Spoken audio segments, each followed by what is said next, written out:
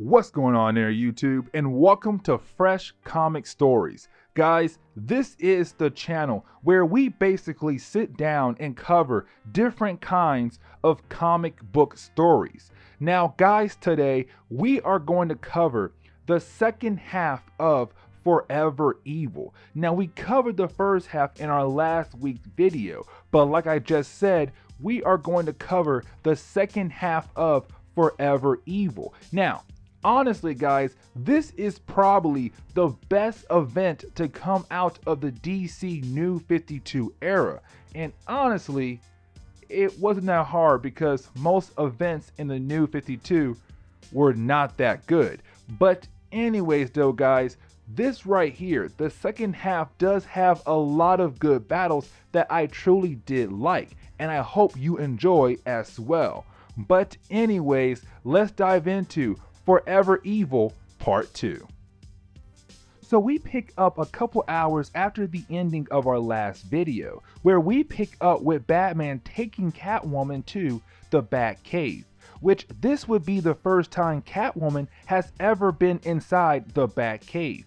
But this is Batman trying to come up with a plan on how they are going to save Nightwing, since he was captured by the crime syndicate in our last video. The problem is that the crime syndicate has taken over all technology in the world. So Batman and Catwoman has to rely on an old school motorcycle that does not have any technology at all.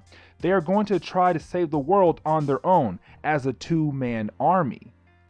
Now we do get a two-page setting that just reminds us that Lex Luthor, Captain Cold, Black Manta, Black Adam, and Bizarro are going to team up, hoping to find a way to stop the crime syndicate, which right now they don't have a plan at all. And so they're going to sit around for a while until they are able to figure out some kind of plan to stop them. We then jump over to Ultraman, right now looking for more kryptonite to absorb, since for Ultraman, he needs kryptonite to survive, where it would usually kill off Superman.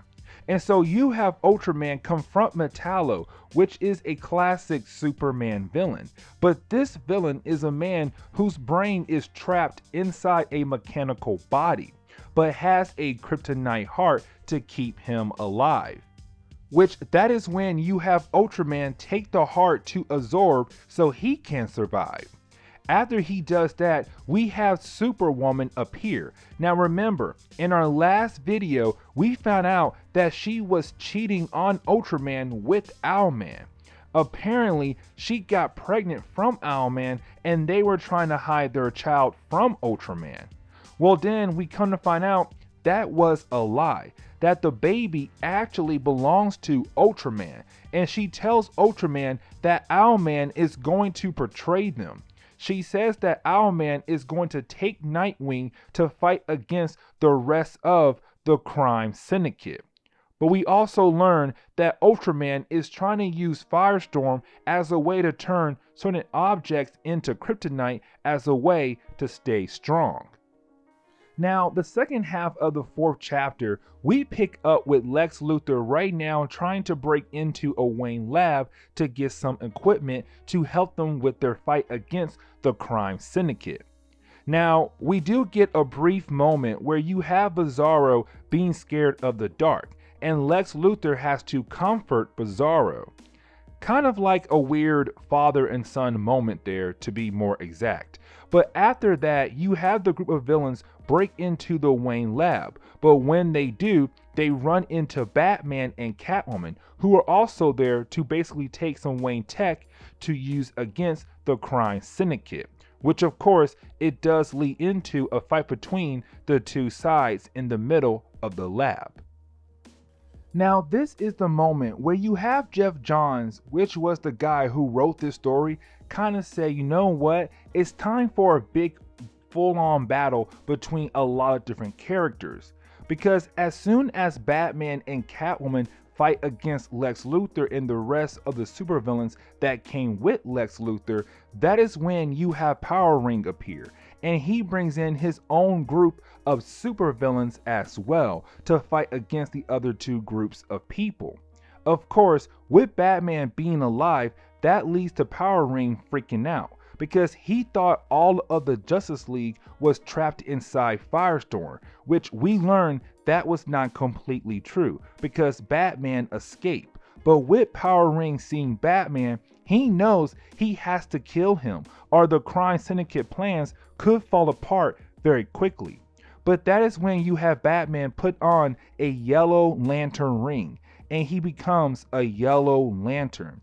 But it does not last long because the ring was already low on power. Now the ring comes in the factor that Batman had a plan for each Justice League member just in case they turn evil, which of course for the Green Lantern it was holding on to a yellow lantern ring to fight against Hal Jordan. But again, the ring had no power or barely any at all, and so the ring completely falls apart. And with that happening, it does look like Batman might die. But at the very last second, Sinestro appears. And he's kind of like, yo, what's up? What's going on? I detected a yellow lantern ring. Now, chapter 5 opens up with Power Ring running away scared. That was the thing about Power Ring. Unlike Hal Jordan, the one we know of, this one was always scared, but the ring has a mind of its own and basically forced this Jordan to actually fight. But right now, Power Ring is running away scared out of his mind because he kind of knows that Sinestro will basically kill him. So he runs away, which of course Sinestro does catch up with him. And it does give us a couple pages with them fighting against each other. But remember, Sinestro is evil, so he did not play nice here at all. This man cuts the arm off of Power Ring, which of course the ring did leave to look for a new host. Then you have Sinestro just blast Power Ring, which leads him killing off that character. Now, jumping back over to Batman and Catwoman, who are fighting against Lex Luthor group of villains and the other group of villains that came with Power Ring. The fight does go on throughout a couple pages, but honestly, it's just to show off a couple pages of different forms of matchups. But in the middle of the fight, you have Batman and Lex Luthor realize that they should probably team up and work together to get rid of the third group, which of course they do. And at the end of the fight, Lex Luthor was able to recruit Deathstroke with money. But this is the moment where you have Batman and Catwoman teaming up with Lex Luthor, Black Adam, Black Manta, Captain Cold, Bizarro, and now Deathstroke as well. Now we do jump over to the Batcave, and that is when we pick up with Ultraman and Superwoman in the Batcave looking for more kryptonite for Ultraman to absorb. But the thing is, Batman only has a kryptonite ring, and Batman has that ring right now. And so of course that leads into Ultraman becoming very angry on the fact that he is unable to absorb any more kryptonite. But also you have Superwoman trying to calm him down. That is when we come to find out Owlman is also in the Batcave because he wants to learn more about Batman. But while all these characters are in the Batcave for their own personal reasons, that is when you have Grid tell all three of them that Power Ring has been killed.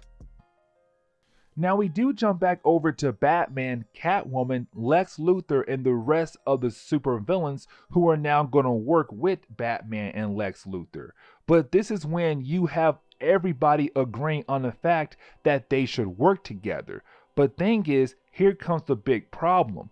Who is going to be in charge? Where usually you have Batman step up and be the leader, you have Lex Luthor and the rest of the villains tell Batman, no, we are going to do this our way, and you have no choice here. You can help us, or we can kill you right here. And you have Catwoman tell Batman, hey, listen, there's more of them than us. So right now, you should probably work with them to bring down the crime syndicate. Now we do jump back over to the rest of the crime syndicate, and you have Ultraman informing the rest of the group that, hey, listen, Power Ring is now dead. He is no longer here. But also, you have Ultraman say, I need you guys to look up in the sky. And that's when you have the book show us that some kind of red cloud is appearing in the sky. And this red cloud could be the thing that did destroy Earth 3. And so now, that same cloud that got rid of Earth 3 is coming to the main DC universe. And that could be a very big problem.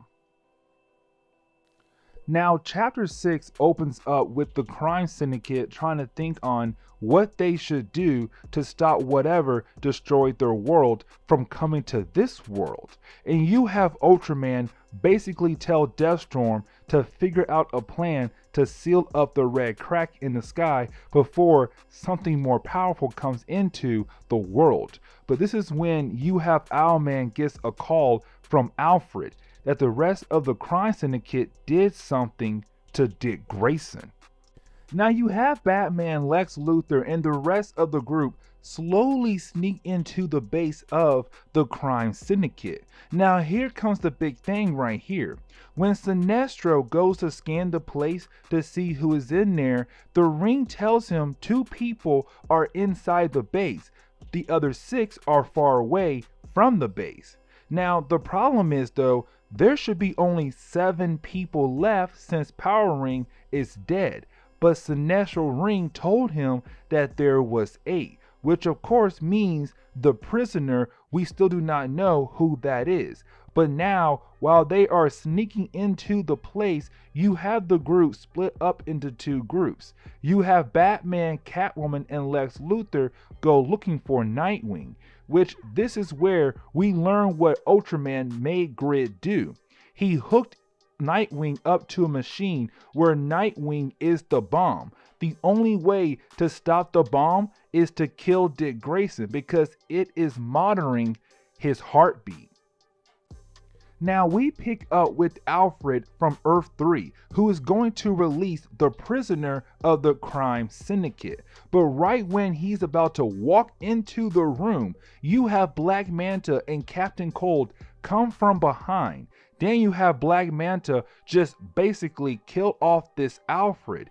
And now the question they have is, should they release the prisoner of the crime syndicate?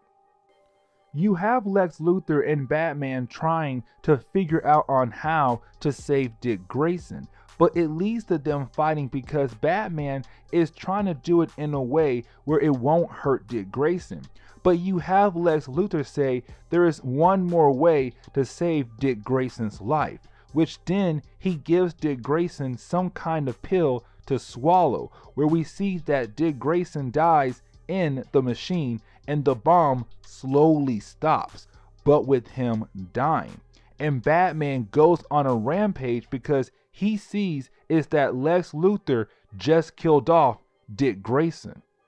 Then we jump over to the crime syndicate fighting against the group of villains that came with Batman and Lex Luthor, where we see a bunch of things happen, where you have the 2 sides go back and forth for a couple pages. But then we see Captain Cold freezes the leg of Johnny Quick and he is slowly bleeding out, which then you have Atomica run over to her man to see if he is okay. But that is when she sees the prisoner is now able to speak. And with him being able to speak now, he yells out Shazam, but backwards. And honestly, I am not going to try to pronounce Shazam backwards because I'll just butcher it. But then we get to see the evil counterpart of Shazam from Earth 3. But guys, it is Alexander Luthor. He is the evil counterpart of Shazam from Earth 3, but also the counterpart of Lex Luthor as well. But then he kills off Johnny Quick and then goes around to tell every single person around him that he is going to kill everybody here and then become the best hero there ever was. Now, the final chapter, of course, is trying to wrap everything up for this story. And so you had a story pick up with Lex Luthor and Batman fighting against each other because Batman thinks that Lex Luthor just killed off Nightwing. And so this man is beating him down only to find out that Lex Luthor just gave Nightwing a pill to stop his heart temporarily. But then you have Lex give him another shot where his heart will start to pump once again, which of course Nightwing is alive once again, and the bomb has been stopped as well. That is when the door gets bust open and we see that Grid has been killed off by Cyborg, which now means that Cyborg is back on the table now.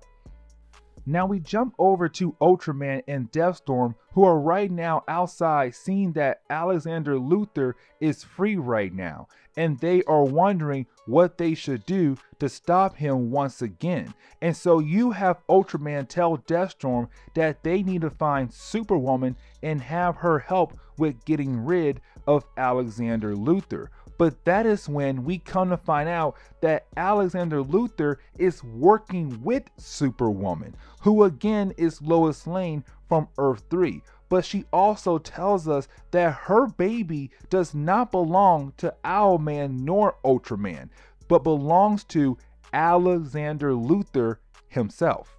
He is the father, and she stayed with him because she wanted her child to have a strong father. And so you have Ultraman and Alexander Luthor fighting against each other in the sky all over the place. But the thing is though, with Alexander Luthor, when he kills someone, he gains their powers as well. And so he tells us he had already killed some other characters from Earth 3, but also he killed Johnny Quick not too long ago. And so he is faster than Ultraman now, and he knocks out Ultraman.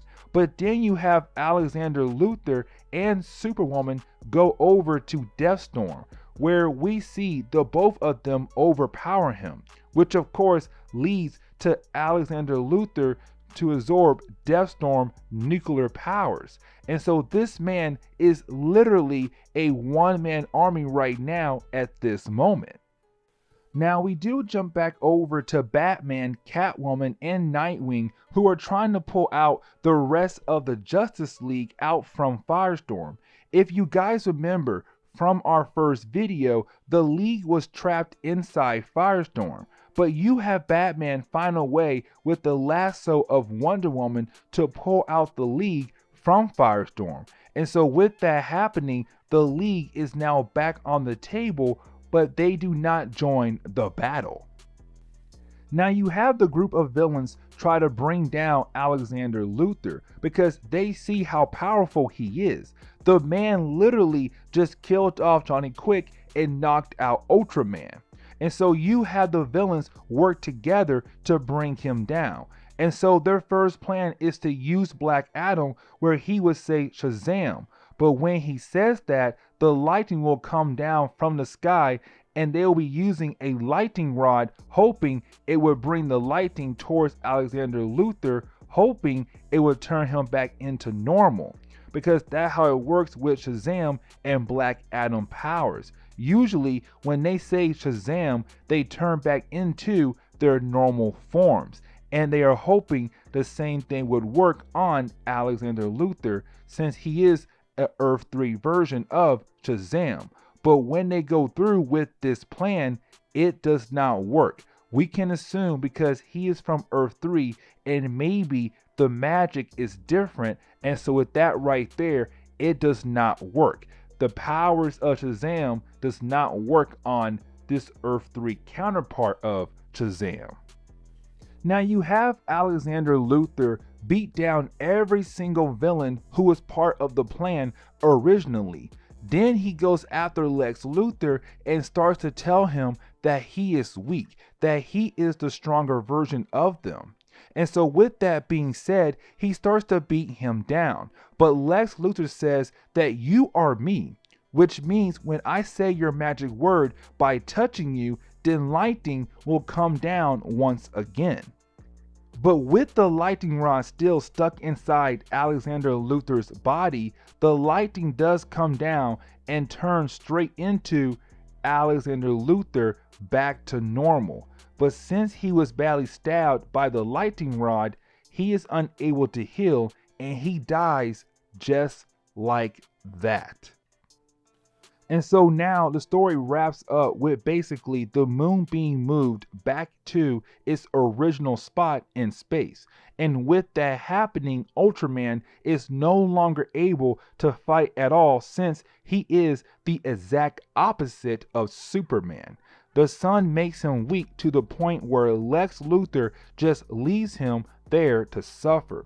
Lex Luthor even says that he is not going to kill Ultraman. He will let the sun just make him feel constant pain for the rest of his life. You also have Lex Luthor help Superman out with the kryptonite in his brain by just doing surgery on him, which is a way for Lex Luthor to brag on the fact that he saved Superman's life. Then you have the story just give us a bunch of different things that will come out of this event. You have Lex Luthor tell the group of villains who helped him in the battle that their records have been wiped. They are literally innocent men now. There is no past incidents on their personal records. Then we get a one page of what is going on with Batman, where you have him trying to convince Catwoman to join the League or to be a good guy from now on, which of course does not work. And then you have him asking Dick Grayson to go undercover. And we all know that leads into the Grayson series, which he becomes a spy. But the biggest thing about the last few pages, we see who is the person who actually destroyed Earth 3. That one person is the Anti-Monitor, who is going around killing off universes to gather power to kill off Darkseid. Now guys, this is part of the video where I basically sit down and give my thoughts on about this book. Now, when it comes to Forever Evil, I honestly have to say it was the best event that happened in the New 52 era. And honestly, it's not that hard because when you look back at the New 52 era, there were a few events, not a lot, but a few. And when you look at those events, you can easily say most of them were not good. Like really guys, you probably had about 5% of different events that took place in the New 52 era that did well. 5% that did good. And that was Forever Evil and probably a couple others here and there. But Forever Evil to me personally was the best thing that came out of New 52 as an event. Now, what I also like is that when you did this event, you brought back the Crime Syndicate. And the thing is though guys, when it comes to the Crime Syndicate, before this moment right here, they have been missing in comics for a good long time. And matter of fact, this was their first appearance in the New 52. And so that should tell you a lot, because before that right there, no one has seen them in a very long time. And it's cool for Jeff Johns to say, hey, this is the New 52. This is our supposed reboot, so let's bring them back in the picture. And I like that. But also the fact that you basically killed off most of the team, because you knew if you try to put them on the back burner, you're gonna have a hard time bringing them back for another story. So it's kind of like, well, hey, go ahead and kill them off. There's no point to keep, some of these guys around. Only keep the ones that truly matter, which was Ultraman, Owlman, and Superwoman. Those three matter. No one cares about Power Ring. No one cares about Deathstorm, so get rid of them. They were cool ideas, but the problem is though, if you try to put them on the back burner, you're gonna put yourself in a corner when you're writing stories down the road. And so basically, killing them off was the right idea. And guys, that is really it for me. Honestly, also, I love the art in this book. It was so beautiful. But guys, besides that, that's all I have to say. And so guys, this is the end of today's video. So please leave me a like down below and also subscribe for more comic book stories in the near future. Also, any suggestions on books I should read, well, let me know in the comments below, because you never know, your suggestion could be a future video down the road. But guys, I will see you on the next comic book video. Later, guys.